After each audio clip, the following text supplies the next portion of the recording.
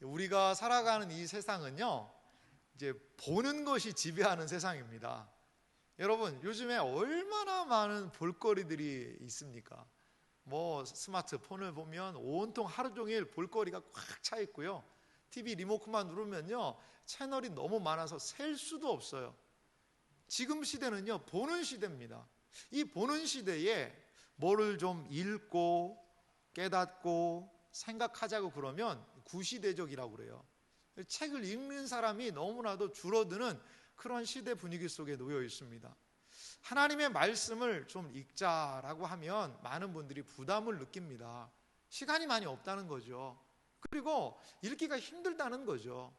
하지만 하나님의 백성, 하나님의 사람들은 누굽니까? 시대가 험하고 거칠수록 하나님의 말씀을 우리 이 마음속에 담고 사는 사람들이 하나님의 백성들이라는 거죠. 그렇습니다. 하나님의 말씀은요, 그 말씀을 읽고 생각하고 마음에 채울 때 하나님의 사람들에게 힘과 용기를 주는 말씀임을 여러분 믿으시기 바랍니다. 하나님의 말씀인 성경을 읽는 것은 그리스도인 우리에게 가장 중요한 일이라는 것을 마음 깊이 생각하시면 좋겠습니다. 저는 오늘 요한계시록의 말씀을 좀 준비했습니다. 이 요한계시록은 어떠한 시대였는지를 좀 살펴보기를 원하고요. 그 요한계시록의 그 시대 속에서 그 믿음의 사람들은 어떻게 하나님의 말씀에 반응을 했는가, 그것을 오늘 이 시간에 이 말씀을 통해 함께 좀 살펴보기 원합니다. 요한계시록의 시대, 그리고 그 시대 사람들은 과연 어떻게 하나님의 말씀에 반응을 했을까요? 이 요한계시록에요, 시작과 끝을 좀 살펴볼 필요가 있는데요, 요한계시록의 시작과 끝은 예언의 말씀이라는 것으로 시작이 되는 것을 볼 수 있어요. 다시 오늘 우리가 읽었던 요한계시록 1장 3절을 다시 한번 보실래요?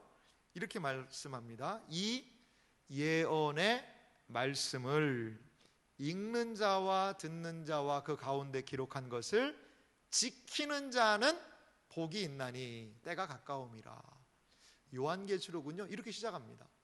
이 예언의 말씀, 이 생명의 말씀, 좁게는 요한계시록이고요, 넓게는 성경이라고 해도 무방합니다.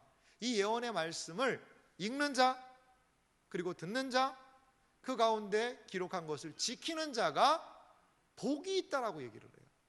요한계시록에는요, 이 복이 있다라는 복이 7개가 등장을 합니다. 그러면 여기에 복 하나 찾았으니까 여러분 몇 개만 찾으시면 돼요? 6개도 찾으시면 돼요. 일독하면서 이 복이란 단어가 어디에 복이 있나 한번 꼭 찾아보세요. 그래도 이 성경을 읽을 때 좀 관심이 많이 갈 거예요. 그런데요, 이 계시록에서 읽는 자라는 그 단어는요, 우리가 지금 성경을 읽는 거하고는 좀 다릅니다. 왜 그러냐면 이 성경이 쓰여진 게 2000년 전이거든요. 근데 그 당시에는 이러한 인쇄술도 발달하지 않고 종이가 이렇게 발달하지 않은 시대였어요. 그래서 사람들은 무엇인가 기록을 하려고 그러면 그 양 가죽에다가 글을 기록했다고 그래요. 그 양 가죽을 둘둘둘 말기도 하고, 뭐 일부에는 파피루스라는 종이에 할아버지 뻘 되는 그런 용지가 있긴 했지만 금방 잘 부서졌거든요. 그래서 쓰기가 참 용이하지는 않았습니다. 값은 싸지만요.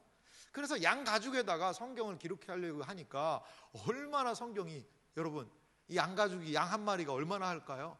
뭐 어떤 사람은 이야기해요. 한 부분만 쓰려고 해도 양 몇십 마리가 필요하대요. 그럼 성경 전체를 쓰려면요, 양을 몇백 마리 잡아야 되는 거예요. 그러다 보니 일반 대중이 책을 갖는다는 것은 어려운 일이었어요. 그래서 그때의 사람들이 한 행동은 뭐냐? 들었습니다. 그 책이 귀했고 그 책을 읽는 사람, 낭독자가요, 회당에도 있었고요, 그 사람들이 읽는 내용을 들었던 사람들이 그 시대 사람들이에요. 우리 시대는 다르죠. 우리 시대는 읽고 있는 시대잖아요. 그 시대는요, 들어서 읽는 시대였어요. 들어서 읽는 시대였어요. 그렇습니다. 여기에서 읽는 자라는 것은 낭독자라는 의미도 있지만 우리 시대에 비추어 보면 그것은 하나님의 말씀을 읽는 사람하고도 연결이 되어 있는 것 같아요. 거기에 또 듣는 사람, 지키는 사람, 성경에서 말씀을 듣다라는 것은요, 어떤 의미가 있냐면 순종하다라는 뜻이 있어요. 말씀을 듣는다는 것은요, 순종한다는 거예요. 사도 요한은 아예 뒤에다가 더 명확하게 써놨어요. 이 예언의 말씀을 지키는 자, 순종하는 자가 복이 있습니다라고 이렇게 이야기를 하죠. 예수님도 하나님의 말씀에 반응하는 사람들에게 복이 있다는 것을 이렇게 누가복음 11장 28절에 말씀하십니다. 예수께서 이르시되 오히려 하나님의 말씀을 듣고 지키는 자가 복이 있느니라 하시니라. 아멘. 하나님의 말씀을요 잘 듣고 읽고 깨닫고 지키는 그 사람 복이 있는 줄 믿습니다. 이것은 예수님께서 약속하신 복이에요. 계시록은요 하나님의 말씀에 어떻게 우리가 반응해야 되는지를 이렇게 얘기를 하고 있습니다. 하나님의 그 말씀을 읽고 깨닫고 지키는 것이 필요하다는 거죠. 이게 계시록의 초반에 있는 1장의 이야기라면요, 동일한 이야기가 요한계시록은 22장까지 되어 있거든요. 22장에도요 동일하게 말씀을 하고 계세요. 요한계시록 22장 7절을 보니까 요한계시록의 맨 마지막 장인데 이렇게 말합니다. 보라, 내가 속히 오리니 이 두루마리의 예언의 말씀을 지키는 자는 복이 있으리라 하더라. 아멘. 아이고, 우리는 벌써 요한계시록의 복을 2개를 찾았네요. 22장 7절에도 복이 있습니다. 이제 몇 개 남았죠? 5개 남았습니다. 5개는 여러분들이 꼭 오늘 집에 가서 찾아보세요. 누가 복이 있습니까? 이 두루마리의 예언의 말씀을 읽고 듣고 지키는 그 사람 복이 있다라는 거죠. 요한계시록은 어떤 구조로 되어 있나요? 1장에도 읽고 듣고 지키는 자가 복이 있다. 22장에도 이 예언의 두루마리 예언의 말씀을 지키는 자가 복이 있다. 계시록은 처음과 마지막에 읽고 듣고 지키는 자가 복이 있다라고 이야기하면서 이 예언의 말씀이 얼마나 중요하고 이 예언의 말씀에 어떻게 반응해야 하는지를 우리에게 일깨워주고 있습니다. 그렇다면 왜 이 말씀을 읽고 듣고 지켜야 할까요? 순종해야 될까요? 그 이유가 뭘까요? 그 이유가 요한계시록 1장 3절 뒷부분에 이렇게 열거되어 있어요. 이 예언의 말씀을 읽는 자와 듣는 자와 그 가운데 기록한 것을 지키는 자는 복이 있나니 무엇 때문에요? 때가 가까움이라. 때가 점점 가까이 오고 있다라는 거죠. 계시록은 우리에게 때가 가까이 온다고 말씀하고 있습니다. 때라는 것은 무엇일까요?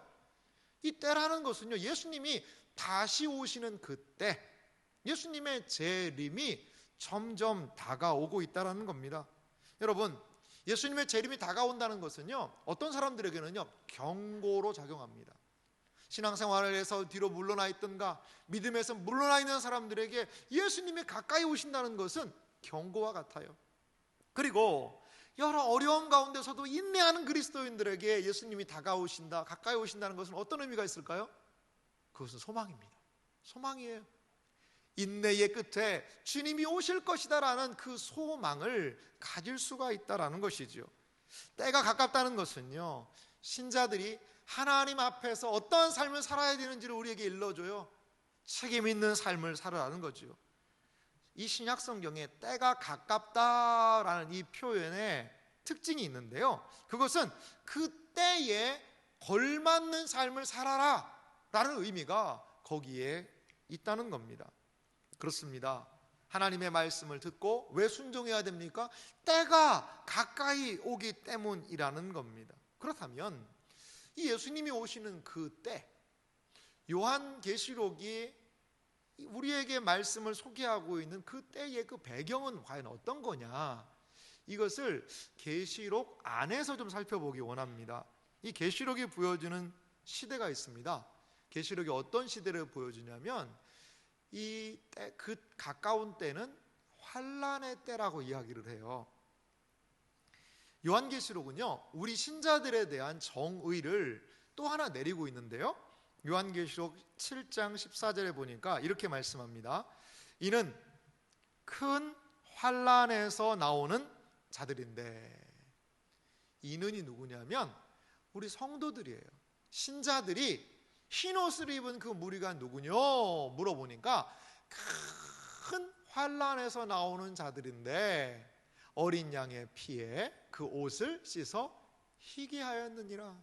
흰옷을 입은 무리의 정체가 뭐냐? 큰 환난에서 나온 사람들이라는 거죠. 계시록은요, 우리 신자들이 신앙생활을 그냥 앞으로도 잘하고 다 예수님을 믿고 모든 사람들이 예수님 믿는 것을 칭송하고 그렇게 해서 기독교의 융성한 시대가 올 것을 이야기하지는 않는 것 같아요. 오히려 신앙생활이 힘들고 어려운 환난, 그것도 무슨 환난? 큰 환난이 있을 것이다 라고 우리에게 이야기를 합니다. 그러면 이 큰 환난이라는 것이 도대체 무엇일까요? 요한계시록 13장에 보니까 이 환난의 좀 구체적인 내용이 보입니다. 쉽지 않은 부분인 것 같아요. 요한계시록 13장 10절에 보니까 그 환난의 구체적인 내용을 이렇게 소개를 합니다. 우리 같이 한번 읽어볼까요? 함께 읽습니다. 사로잡힐 자는 사로잡힐 것이요, 칼에 죽을 자는 마땅히 칼에 죽을 것이니 성도들의 인내와 믿음이 여기 있느니라. 아멘. 여기 사로잡힐 자는 사로잡혀갈 것이요, 칼에 죽을 자는 마땅히 칼에 죽을 것이니, 이게 누구 얘기냐면 우리 신자들에 대한 이야기예요. 성도들에 대한 이야기입니다. 요한계시록 13장은 이 사탄이요, 얼마나 강력하게 교회를 박해하고 힘들게 하는지를 소개하고 있는 그 모습이 등장을 합니다. 이러한 박해를 하고 투옥을 당하고 하는 신자들이 할 수 있는 일은 무엇입니까? 그것은요, 인내를 가지고 믿음을 지키는 것이다 라고 소개하고 있다는 거죠. 지금도요, 지구상에는 수많은 그리스도인들이 신앙생활을 하고 있습니다. 여러분, 가깝게 북한을 보세요. 북한에 있는 성도들이 신앙생활하기가 쉬울까요? 어려울까요? 일부 몇몇 허가된 교회들이 있는데요, 그러한 교회들은 보여주기식 같고요, 지금도 북한에 지하교회가 있다고 그래요. 지하교회가. 북한의 성도들은요, 모여서 찬송을 못 불러요. 다 입 가리고 찬양을 하고 입을 쓰고 찬양하고, 그런 이야기를 들어봤습니다. 최근에 들었던 이야기인데요, 평양에 한 그래도 100여 명이 은밀하게 모이는 교회가 있었다고 그럽니다. 근데 그 교회가 발각이 된 거예요. 그래서 모이던 사람들이요, 온데간데 사방으로 다 흩어져 버렸다는 겁니다. 없어진 거예요. 중국은 어떻습니까? 중국도 이 기독교 신앙에 대한 박해가 상당히 좀 심합니다. 그래서 삼자교회 같은 경우에 인정을 하지만 가정교회들은요, 거긴 뭐 지하교회는 아니고 가정교회인데 허가를 받으라는 거죠. 안 그러면 교회를 흩어버리겠다는 겁니다. 그래서 제가 아는 가정교회도 그 교회 규모가 좀 있었거든요. 다 성도들이 흩어졌어요. 흩어져서 몇몇이 모이는 그러한 교회로 그 모양을 바꿀 수밖에 없는 그런 어려움이, 신앙적인 박해가 있습니다. 여러분, 북한과 중국만 그런가요? 이슬람권에 가보세요. 다른 거 하나 없어요. 예수님을 믿는다는 그 하나 때문에 이슬람 공동체에서 추방을 당하고요, 집을 불살라버리고요, 때로는 생명을 죽이기도 합니다. 오픈도어라는 기독교 박해에 대해서 조사하는 선교 단체가 있어요. 그 단체에서 보면요, 한 해예요. 한 해에 지금 우리가 살아가는 이 시대입니다. 기독교인이라는, 그리스도인이라는 그 이유 하나 때문에 목숨을 잃는 분들이요, 한 해에 3,000명에서 4,000명 정도 된다는 거예요. 지금 이게 우리 시대의 모습입니다. 우리 시대의 모습이에요. 이렇게 기독교 신앙에 대한 박해가 이슬람권으로, 이 아프리카 쪽에도 이러한 기독교 신앙에 대한 여러 어려움의 시대가 바로 우리가 살아가고 있는 시대라는 거죠. 그렇다면 이렇게 어려운 시대에 또 우리도 기독교 신앙의 어려움이 우리에게 있잖아요. 사회적인 냉대가 있고 우리가 신앙생활하는 것에 대해서 점점 더 좋지는 않을 거예요. 어려운 시대가 올 거예요. 코로나가 온 상황 가운데서 여러분, 모이는 게 얼마나 어려워졌습니까? 믿음에서 멀어진 분들이 얼마나 많습니까? 물론 가정에서, 집에서 예배 드릴 수 있다라고 이야기하지만 그건 온라인으로 드리는 것은요, 한계가 있어요. 늘 한계가 있는 것 같아요. 온라인으로 예배 드리시는 분들이 그런 얘기해요. 너무 교회 가고 싶대요. 개인적인 상황, 개인적으로 종사하는 일 때문에 교회를 나갈 수 없는 그 상황이 너무나도 답답합니다. 이러한 이야기를 하시더라고요. 여러분, 우리가 현장에서 예배 드릴 수 있는 것이 복인 줄 믿습니다. 이 복과 은혜를 기억하면서 믿음 생활하는 우리가 되었으면 좋겠습니다. 그렇다면 박해가 있고 시련이 있고 어려운 그 시대에 어떻게 인내하면서 믿음을 지킬 수 있을까요? 어떻게 거기에서도 하나님의 은혜를 생각하면서 우리가 승리할 수 있냐 이거죠. 성도들의 승리의 방식을요, 박해가 있는 이 시대에도 성도들이 승리할 수 있음을 이야기하면서 성도들의 승리의 방식을 요한계시록은 우리에게 소개를 해줍니다. 그것은 뭐냐? 하나님의 말씀으로 승리한다는 거예요. 요한계시록 12장을 좀 살펴보면은요, 거기에 중요한 몇 부분이 등장을 합니다. 요한계시록 12장 9절을 보니까 이런 구절이 있어요. 큰 용이 내쫓기니 옛뱀 곧 마귀라고도 하고 사탄이라고도 하며 온 천하를 꾀는 자라. 여기에 아주 중요한 단서를 소개합니다. 마귀, 사탄이 등장합니다. 여러분, 마귀하고 사탄은요 똑같은 말입니다. 나는 마귀는 아는데 사탄은 몰라. 그러면 안 돼요. 마귀와 사탄은 똑같은 존재를 다르게 부르는 겁니다. 그런데 이 마귀를 누구라고 소개를 하느냐? 옛뱀이랍니다. 옛뱀. 옛뱀이 뭘까요? 뭐 구렁이가 오랫동안 묵으면 뭐 이무기가 된다, 이렇게 오래된 뱀이 옛뱀입니까? 아니겠죠. 옛뱀이라는 것은 예전에 에덴 동산에 있었던 그 뱀을 얘기하는 거예요. 예전에 에덴 동산에 있었던 그 뱀의 정체를 성경이 알려주는데 그것이 바로 마귀, 사탄이었다는 겁니다. 계시록에는요 용이라는 존재가 등장해요. 용은 사탄과 마귀를 상징하고 있다라는 거죠. 그런데 그 온 천하를 꾀는 마귀가, 사탄이 땅으로 내쫓기니 그의 사자들도 그와 함께 내쫓기니라. 마귀가요 자기의 있을 자리에서 쫓겨났다는 겁니다. 그의 사자들과 함께. 그의 사자들은요 귀신들이 된 겁니다. 그렇게 해서 쫓겨났다는 거예요.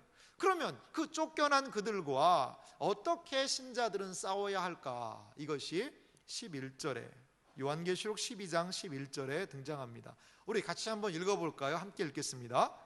또 우리 형제들이 어린 양의 피와 자기들이 증언하는 말씀으로써 그를 이겼으니 그들은 죽기까지 자기들의 생명을 아끼지 아니하였도다. 아멘. 여기에 신자의 마귀와 세상과 이 불법한 세상과 싸우는 신자들의 중요한 방식이 등장합니다. 성경은 말해요. 우리 형제들이 어린 양의 피와 자기들이 증언하는 말씀으로써 그를, 사탄을, 마귀를 이겼으니 라고 이야기합니다. 어떻게 세상과 사탄과 마귀와 이 싸움에서 승리할 수 있습니까? 두 가지 때문에 그래요. 어린 양의 피와, 헬라어의 원어를 보니까 피와라는 번역보다 어린 양의 피 때문에 라는 번역이 더 좋을 것 같아요. 어린 양의 피 때문에 이겼다는 거죠. 또 무엇 때문에 이겼죠?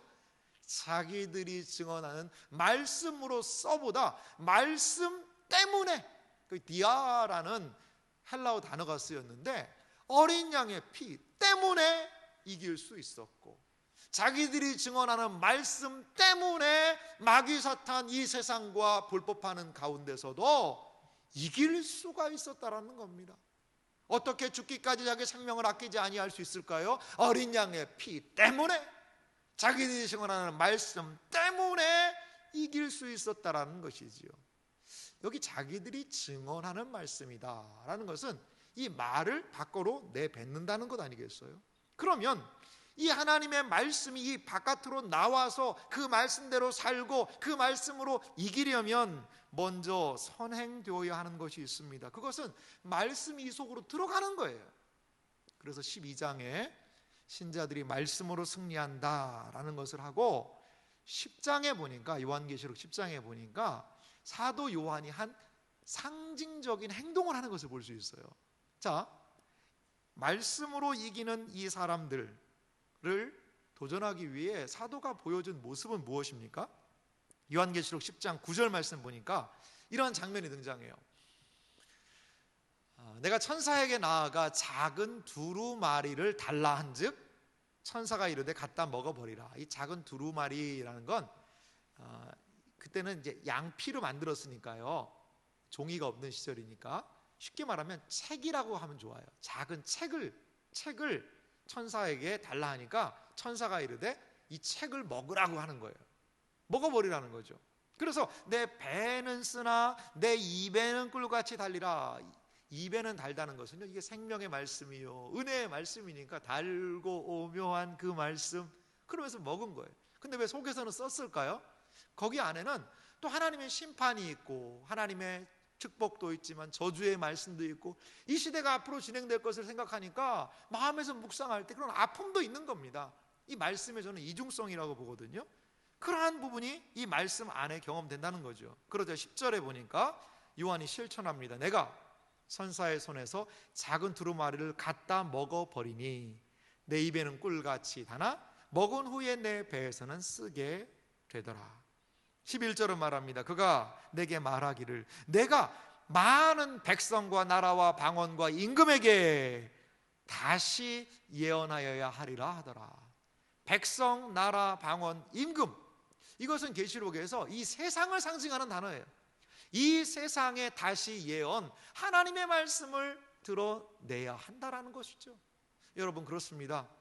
배의 말씀이 채워져야 입으로 그 하나님의 말씀을 먹어야 그래야지만 그 말씀을 뭐 할 수 있다는 거죠?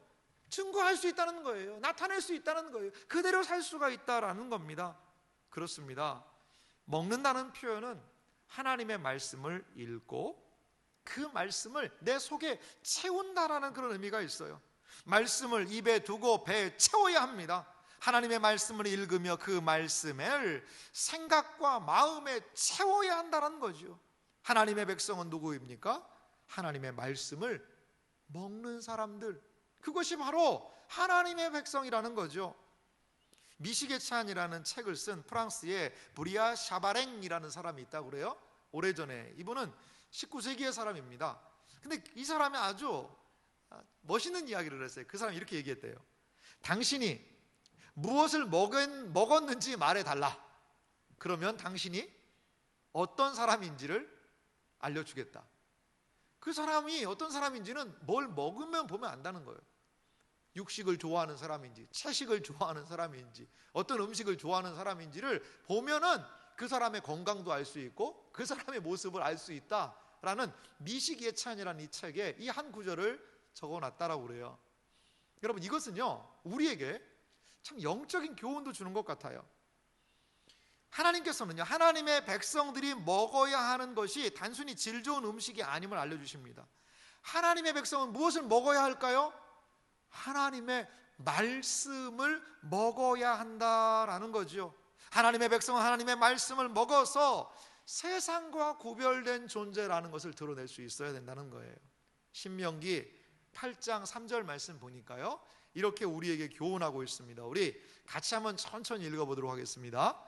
너를 낮추시며 너를 줄이게 하시며 또 너도 알지 못하며 내 조상들도 알지 못하던 만나를 내게 먹이신 것은 사람이 떡으로만 사는 것이 아니요 여호와의 입에서 나오는 모든 말씀으로 사는 줄을 내가 알게 하려 하심이라. 할렐루야. 그렇습니다. 사람이 무엇으로 삽니까? 떡으로만 사는 것이 아니요 여호와의 입에서 나오는 모든 말씀으로 사는 줄을 여러분 믿으시기 바랍니다. 그렇습니다. 우리는 하나님의 말씀을 무엇이라고 얘기했냐면요, 영의 양식이다, 이러한 이야기를 해요. 영의 양식, 이 하나님의 말씀을요 먹어야 됩니다. 우리는 하나님의 말씀을 얼마나 먹고 있고 얼마나 배부르게 그 양식을 구하고 있습니까? 호세아 선지자, 아모스 선지자는요, 그 당시의 시대적인 분위기를 아모스 8장 11절에 이렇게 소개를 합니다. 주 여호와의 말씀이니라. 보라, 날이 이를지라 내가 기근을 땅에 보내리니 양식이 없어 주림이 아니며 물이 없어 가람이 아니요 여호와의 말씀을 듣지 못한 기갈이라. 영의 양식에 굶주리는 시대, 영의 양식에 갈급한 시대가 온다는 겁니다. 여러 가지 많은 것들이 풍성해요. 하지만 하나님의 생명의 말씀을 듣지 못하는 그러한 시대가 온다는 겁니다. 하나님의 말씀을 먹어야 이 세상에서의 싸움에서 승리할 수 있게 될 줄 믿습니다. 하나님의 말씀을 먹어야 하나님의 자녀답게 살 수 있게 될 줄 믿습니다. 이 말씀을 읽고 이 말씀을 우리의 배에, 우리의 마음에, 우리의 생각에 채우는 여러분들이 되시기를 간절히 소망합니다. 우리가 교회가 왜 100일 성경 읽기, 이렇게 성경을 읽자라고 이야기를 할까요? 그것은 무엇입니까? 여러분, 우리가 하나님의 말씀을 좀 우리의 생각에, 마음에 채워야 됩니다. 혼자 읽을 수도 있죠. 저는 그냥 혼자 조용히 읽겠습니다. 그럴 수도 있어요. 하지만 혼자 성경 읽기를 다짐하는 분들이, 많은 분들이요, 실패합니다. 새해에요, 세운 계획의 92%가 실패를 한대요. 92%가 실패를 한답니다. 어떻게 하면 8%에 성공할 수 있어요? 칼럼에 적어놨습니다. 보시기 바랍니다. 새해에 그 계획을 같이 할 사람들, 그리고 검증된 시스템, 그리고 조언을 구하면서 하면 새해에 세운 계획을 정말 성공하기가 쉽다는 거예요. 그래서 교회에 검증된 프로그램을 가지고 우리 100일 동안 성경을 읽는 것 아니겠어요? 이 100일에 성경을 읽으면서 하루에 한 30분 정도만 투자하시면 돼요. 하나님의 말씀을 배에 채울 수 있는 여러분들 되시길 간절히 소망합니다. 그렇습니다. 이제 이 요한계시록이 말씀하고 있는, 저는 이 마지막 때에 말씀을 읽는 의미를 마지막으로 한번 살펴보기 원합니다. 요한계시록은요, 하나님의 말씀에 정직하게 반응하라, 하나님의 말씀을 읽고 듣고 지켜 행하라, 그러면 복된 존재로 하나님의 백성으로 어두운 시대를 말씀으로 이기는 사람 될 수 있다라고 우리에게 강력하게 이야기를 합니다. 그러면서 요한계시록을 마무리하면서 우리가 깨달은 그 말씀에 어떻게 반응하는 삶을 살아야 하는지를 한 두 가지를 이야기를 해요. 첫 번째, 마지막 때의 말씀 읽기는요, 하나님의 말씀을 인봉하지 말라라는 것으로 우리에게 도전하고 있습니다. 계시록 22장 마지막 장 10절에 보니까 이렇게 말씀합니다. 또 내게 말하되 이 두루마리의 예언의 말씀을 인봉하지 말라. 때가 가까우니라. 때가 가깝다는 말을 1장에서도 했지만 마지막 장에서도 해요. 때가 가까우니까 이 두루마리의 예언의 말씀을 인봉, 딱 봉해가지고 붙여놔서 그렇게 두지 말라는 거예요.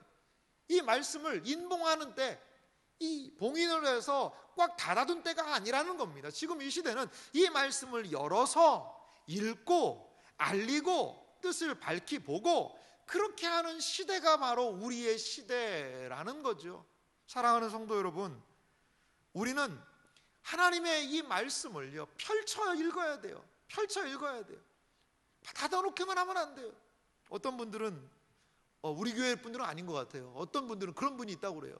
주일날 성경책 가져와서 그날 성경 본문 읽고 딱 닫아서 집에 갖다 놓으면요, 이 닫으면 열자가 없다는 거예요. 한 주간 내내 그냥 그대로 가만히 있는 거예요. 언제 열자가 있습니까? 이제 먼지 털고 이제 교회 갈 때는 갔다가 그때 한번 열고, 그리고 딱 닫아가지고 두고 닫으면 열자가 없고, 그렇게 있다가 이렇게 성경이 있는 거예요. 1년 동안 그렇게 있는 거예요.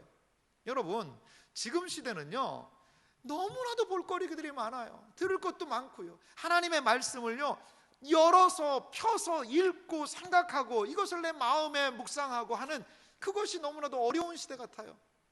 그래서요, 제가 요즘 시대를 가만히 생각해 보니까 하나님의 말씀이요, 강제 인봉된 시대 같아요. 하나님의 말씀이 강제로 인봉된 시대예요. 여러 가지에 밀려서 TV에, 스마트폰에, 바쁜 분주한 일상에 밀려서요, 이걸 열 자가 없어요. 강제로 인봉이 됐어요. 우리가 하나님의 말씀을, 지금 이 시대는 어떠한 시대입니까? 이 마지막 시대는 이 말씀을 인봉해 놓는 시대가 아니라 열어야 되는 시대인 줄 믿습니다. 읽어야 되는 시대인 줄 믿습니다. 읽고 생각해야 되는 시대인 줄 믿습니다. 이게 계시록이 우리에게 주는 강력한 도전이라는 것입니다. 우리는 이제 말씀을 열고 읽고 생각하고 기도하고 말씀대로 살아가는, 말씀이 열린 그 시대의 백성으로 이 마지막 때를 살아야 할 줄 믿습니다. 이 마지막 때 성경 읽기의 두 번째 모습은요, 말씀을요 더하거나 제하지 말라는 거예요. 더하거나 제하지 말라는 거예요. 요한계시록을 마무리하면서 하나의 중요한 조건을 거기다 마지막에 달아놨어요.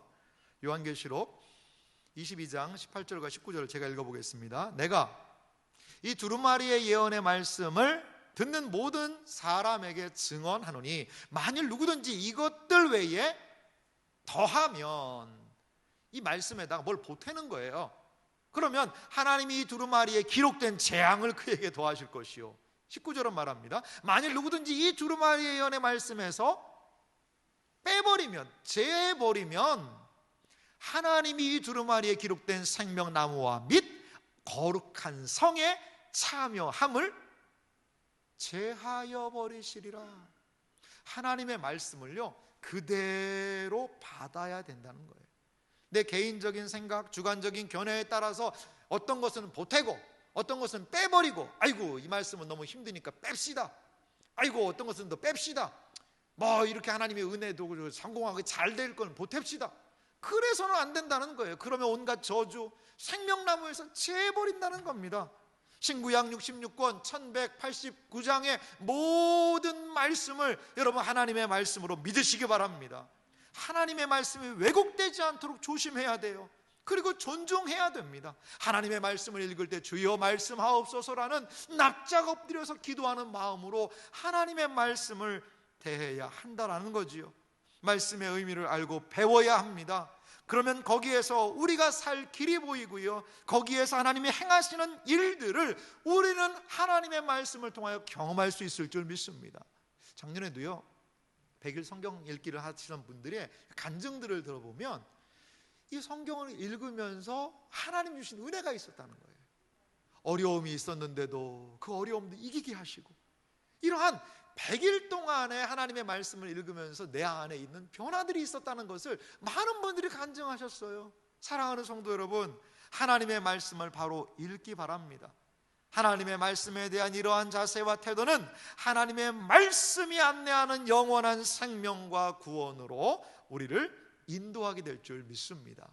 그래서 디모데후서에는 이 하나님의 말씀의 가장 중요한 특징을 우리에게 이렇게 일러줍니다. 우리 한 목소리로 크게 디모데후서 3장 16절 17절 두 절 말씀 같이 읽겠습니다. 모든 성경은 하나님의 감동으로 된 것으로 교훈과 책망과 바르게 함과 의로 교육하기에 유익하니 이는 하나님의 사람으로 온전하게 하며 모든 선한 일을 행할 능력을 갖추게 하려 함이라. 할렐루야. 그렇습니다. 하나님 말씀 안에 모든 선한 일을 행할 능력이 있습니다. 교훈과 책망과 바르게 함과 의로 교육하기에 유익하게 해서 우리를 온전하게 하기 위한 하나님의 온전하신 뜻이 이 모든 성경에 다 기록이 되어 있다라는 겁니다. 저는 한 분, 우리 신앙의 귀한 한국교회의 유산과도 같은 분을 이 시간 마지막으로 소개하고자 합니다. 그분의 이름은 뭐냐면 길선주라는 목사님이세요. 이 길선주 목사님은 1869년에 태어나신 분이고요, 29세에 복음을 받아들였어요. 이 마펫이라는 선교사님을 통하여서 이분이 복음을 받아들이게 되고, 이제 평양신학교라고 그러죠. 거기에 평양 장로회 신학교 1회 졸업생이고, 한국교회의 그 7인의 장로회 신학교 7인의 최초의 목사 중에 한 분이 되신 분이기도 합니다. 근데 이분이요 얼마나 놀라운 많은 일들을 하셨냐면요, 평생토록 한 2만 번 설교를 하셨대요.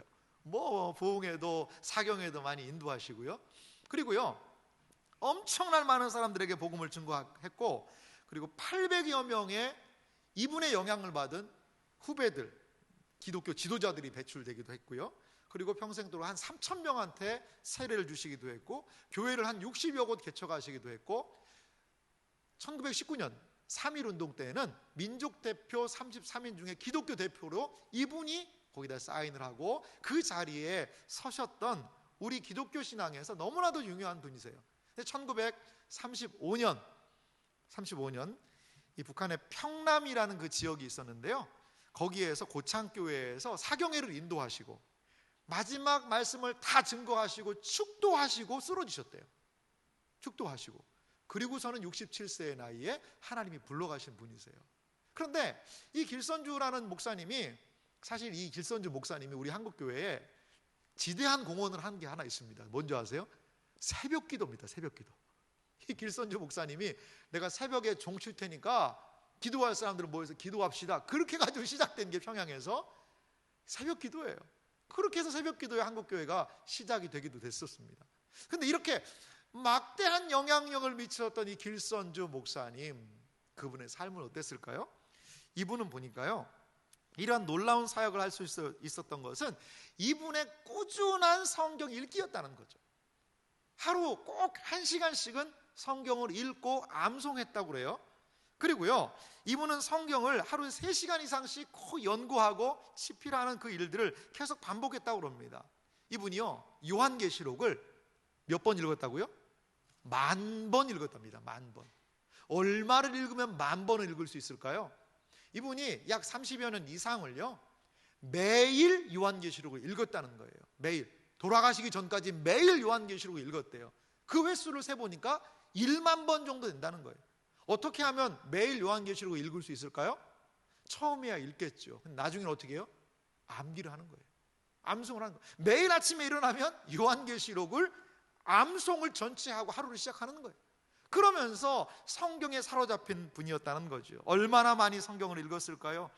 시편, 복음서, 로마서, 요한서신 등은요, 거의 달달달달달 외워시다시피 이분이 하셨고, 구약과 신약 셀 수 없이 많은 성경을 읽고 묵상한 이분이라는 거예요.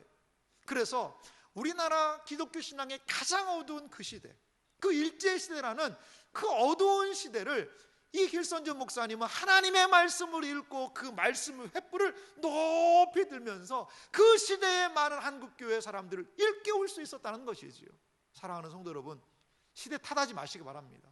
코로나가 어렵고 상황이 어렵고 뭐가 안 좋고, 여러분 시대 탓하지 마시고 하나님의 이 시대가 어둡고 힘들고 어려울수록 하나님의 말씀을 더욱더 높이, 하나님의 말씀의 횃불을 드시기 바랍니다.